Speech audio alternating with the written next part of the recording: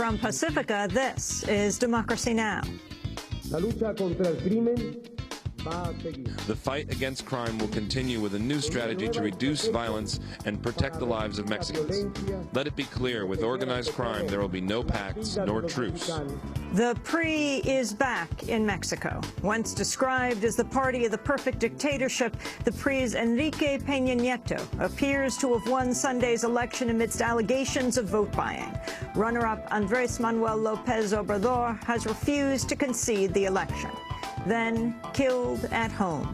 A $21 million lawsuit is being filed today against the city of White Plains, New York, and its police department over the death of 68-year-old African-American veteran Kenneth Chamberlain.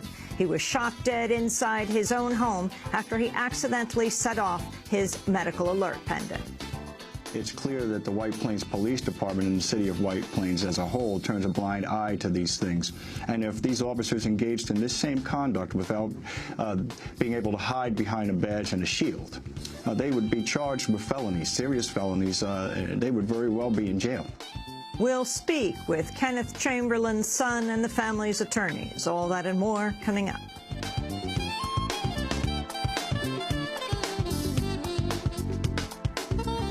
Welcome to Democracy Now!, democracynow.org, The War and Peace Report. I'm Amy Goodman. Early election results in Mexico indicate the PRI candidate Enrique Peña Nieto has won the presidential vote, but his chief rival, the leftist Andrés Manuel López Obrador, has refused to concede. Peña Nieto belongs to the Institutional Revolutionary Party, or PRI, the party that ruled Mexico from 1929 to 2000. We'll have more on the Mexico elections after headlines. Egypt sworn in its first freely elected civilian president, Mohamed Morsi. The Muslim Brotherhood candidate took the oath of office under the watch of Egypt's ruling military council, which has expanded its own authority since Morsi won a runoff vote last month. One day before his official inauguration, Morsi addressed a massive gathering of supporters in Cairo's Tahrir Square.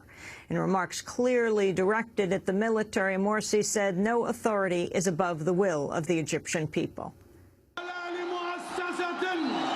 No institution, no authority, none can be above this will, the will of you, your will. You are the source of the powers. The nation is the source of the power. The nation is the one to decide. And the nation is the one to give unity. And the nation is the one to appoint and hire. And the nation is the one to fire.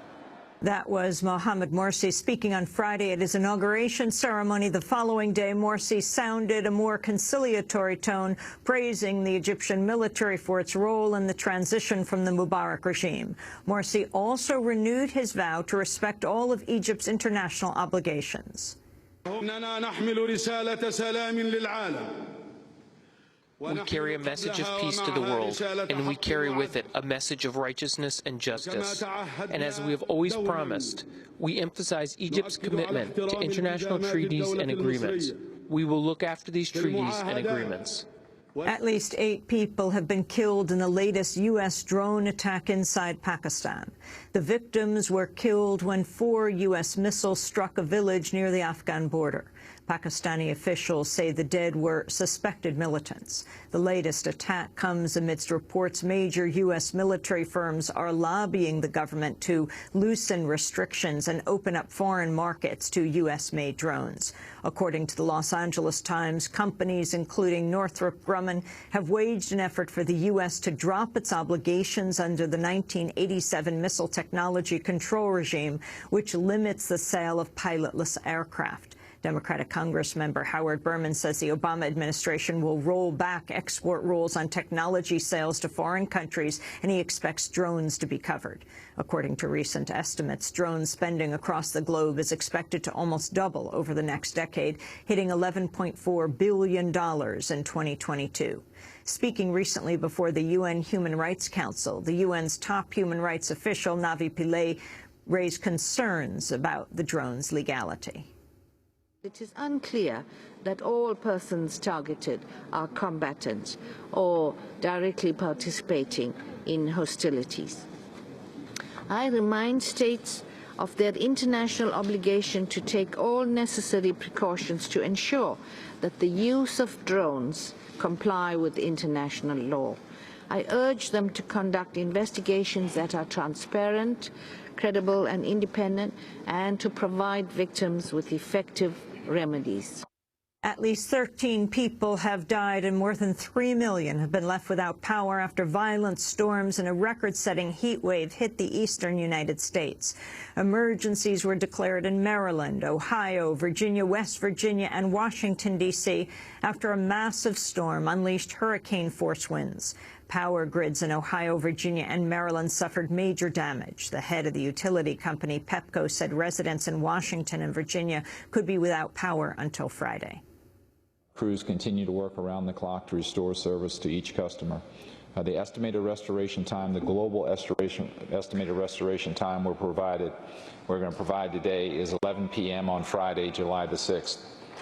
That will represent restoration for the vast majority of our customers. So at least 90% of those customers will have their service restored by Friday evening. Power grids were further strained as a wave from the plains to the mid-Atlantic brought record temperatures. More than 24 cities across 10 states set or tied all-time highs, including 106 degrees in Atlanta, 104 degrees in Charlotte. In New York, the heat wave pushed temperatures into the 90s, and power grids face further strain after the power utility Con Edison locked out thousands of unionized workers in a labor dispute. The two sides remain at an impasse over a new contract. As the East Coast endures a brutal heat wave in the storm's aftermath, residents of Colorado are beginning to return to charred communities hit by the worst wildfire in the state's history. The Waldo Canyon fire has burned nearly 350 homes and displaced tens of thousands of residents in Colorado Springs, the state's second-largest city. Firefighters say they finally have the blaze under control after 8 days of unrelenting wildfire. The firefighting effort was initially hampered by record-high temperatures and by winds that fanned the flames. The extreme weather across the country continues a pattern that scientists and environmentalists have linked to global warming. To go to our coverage of the Rio+20 summit in Rio de Janeiro, you can go to democracynow.org. Thousands of people marched across Japan over the weekend to protest the country's resumption of nuclear power. Japan halted nuclear production earlier this year for the first time since the 1970s, but resumed on Saturday by bringing the shuttered Ohai plant back on power. Ohai is Japan's first nuclear power plant to restart since the Fukushima nuclear disaster. Protester Akiko Kondo criticized the Japanese government's decision. While saying they're going to restart, there continue to be various problems, even with OE nuclear power plant. When I hear this, and under these circumstances, to have the plant running, all I can really say is that the government and all those involved really shock me. Tens of thousands of people took part in an annual rally for democracy and economic equality in Hong Kong Sunday amidst the swearing-in of the city's new chief executive, Leung Chun-ying. Chinese President Hu Jintao came under protest as he presided over the ceremony when a demonstrator rushed the stage. Chun-ying is Hong Kong's third chief executive since China regained control of the city in 1997, after a century of British rule. At least 140 people were killed over the weekend in violence across Syria. The clashes came amidst an international gathering in Geneva that yielded a call for a new transition plan to end the crisis. Russia and China agreed to endorse the proposal after it omitted reference to the exclusion of Syrian President Bashar al-Assad from a new Syrian government. Iran, a close ally of Assad, was left out of the meeting at the insistence of the United States. The United Nations Educational, Scientific and Cultural Organization, UNESCO, has declared parts of the West Bank city of Bethlehem and its Church of the Nativity to be endangered World Heritage Sites. The Palestinian Authority has sought the designation in a bid to speed up urgently needed repairs and help protect the city from Israeli occupation. The European Union has enacted new sanctions against Iran following their approval earlier this year. The measures ban imports of Iranian oil and hamper efforts by other countries to trade with Iran. Speaking at the United Nations, Iranian Ambassador Mohammad Kazai said his government remains committed to negotiations and a nuclear-free Middle East. We believe that going toward or moving toward having nuclear bomb is a damage for our credibility and also the stability in the region. That's why we emphasize that we should have a Middle East free zone of nuclear weapons.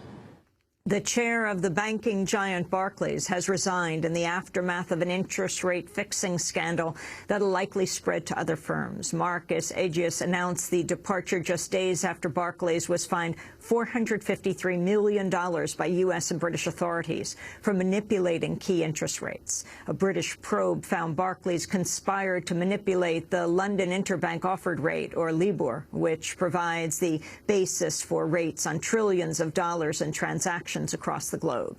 The manipulation meant millions of borrowers paid the wrong amount on their loans. The Justice Department probe of Barclays is continuing, and other banks could be implicated as well.